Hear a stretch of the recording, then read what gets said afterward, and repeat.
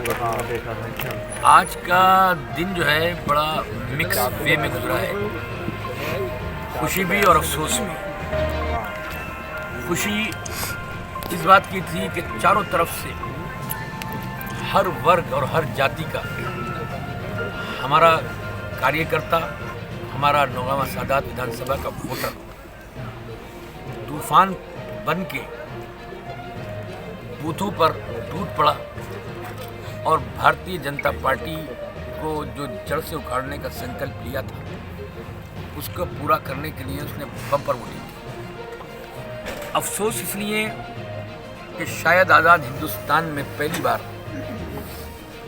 ऐसा चुनाव हुआ है कि जिसमें प्रशासन ने सत्ताधारी पार्टी के दबाव में आकर अपनी आंखों पे पट्टी बांधकर ये नहीं देखा कि कौन गरीब है, कौन कमज़ोर है, कौन लाचार और बूढ़ा है। उस पे लाठीचार्ज की। रक्षे पुलर जो महिलाओं को लेकर बूथ स्टेशंस पे जा रहे थे, उन रक्षे पुलर्स के सर फाड़ दिए और हड्डियां पे फ्रैक्चर तक भी तकरीबन आ गया।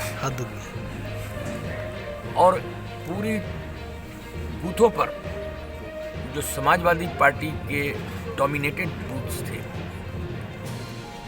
उन पर उन्होंने कहीं बस्ते फेंके, कहीं पर लाठीचार्ज की, गालम गलौच की और एक तरह से दहशतगर्दी का माहौल बना दिया।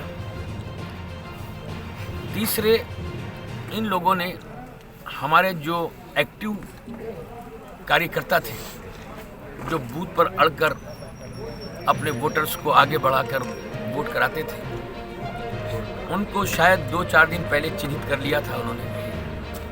और कुछ लोगों को तो सुबह होने से पहले उन्होंने पिक कर लिया और थाने ले गए और दिन भर ये सिलसिला रहा। इससे बड़ा दहशत का माहौल रहा और उन्होंने थर्मल चेकिंग के लिए भी बड़े सिलेक्टेड लेडीज़ को खड़ा किया था। लेस देन 40 पर जो है वो नॉर्मल टेम्परेचर कहलाता है। ये 35 पर 35 या 36 पर 35 पर ही या 37 पर ही वो जितनी भी महिलाएं आ रही थी उनको शाफरीत पे मैंने चेक किया, मेरे पास कॉल आई तो उनको वापस घर भेज देते थे और टेम्परेचर बाद में धमकी और धौंस ये दी जाती थी कि तुम्हारे हम एम्बुलेंस लेके कोरोना पॉजिटिव करके तुम्हें उठा के ले जाएंगे। लेकिन याद रखिए, कभी भी छोटे छोटे तिनकों से सुनामी या सैलाब नहीं रुकते। भारतीय जनता पार्टी ने जो ये तिनके खड़े किए थे, समाजवादी पार्टी एक सुनामी बनकर और इनके घरौंदों को जो रेते के बने हुए ख्वाब के सपने हैं उनको बहा कर ले जाएगी इस चुनाव के बाद।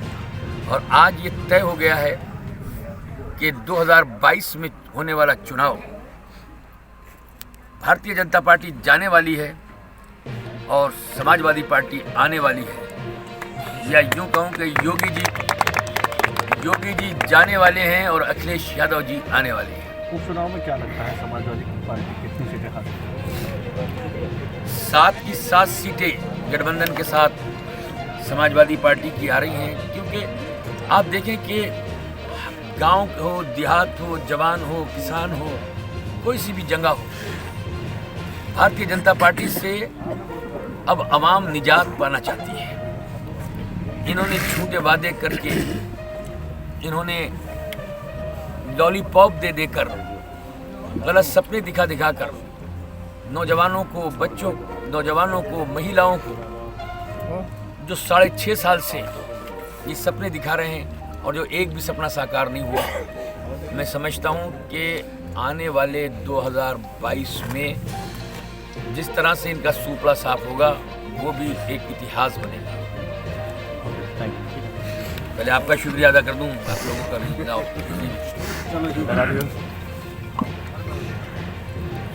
जी, मैं दिल की गहराइयों से आप लोगों का, तमाम चैनल्स का, तमाम मीडिया कर्मियों का शुक्रगुजार हूँ। मेरे पास शब्द नहीं है कि जिनका सहारा लेकर मैं आपका धन्यवाद पेश कर सकूँ। जिस ईमानदारी के साथ लोकतंत्र चौथा स्तंभ होने का आपने सबूत दिया और निष्पक्ष आपने रिपोर्टिंग की, मैं समझता हूं कि ऐसे ही पत्रकारों की आज ज़रूरत है।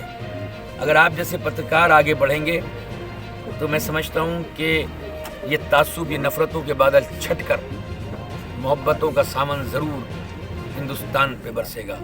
आप लोग जिंदाबाद हैं, जिंदाबाद रहें। बहुत बहुत धन्यवाद।